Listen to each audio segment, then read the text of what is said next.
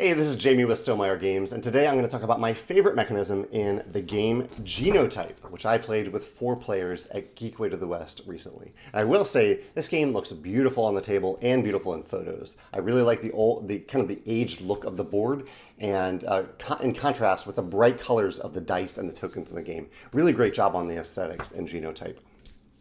Genotype is a worker placement game tied to genetics. You are kind of figuring out the genetic structure for some plants in your garden. And my favorite mechanism, though, is one specific thing. Sometimes I like to hone in on one very specific thing. And in this case, it's the market and how it's tied to upgrades in the game. Because there is a really nice sense of progression in the game, but it's controlled by this very tight and interesting market. You can kind of see it here. It's illustrated to look a little bit like an abacus, but it shows the current prices of 4 different types of upgrades. There are upgrades that expand your garden. There's some people that you can have that give you ongoing abilities that you can use once per round.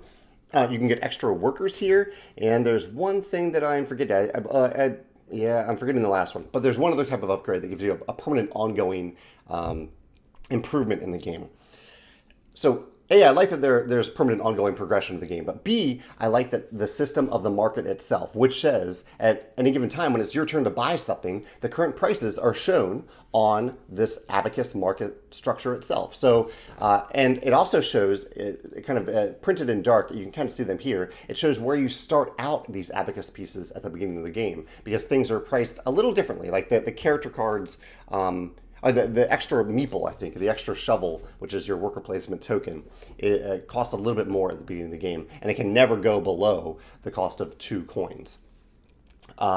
As you buy something, this adds the player interaction to the game. As you buy, so if I buy a shovel, the price for another shovel, for another player to get it, goes up. But at the end of the round, at the end of the kind of the buying phase of the round, all of the prices go down by 1.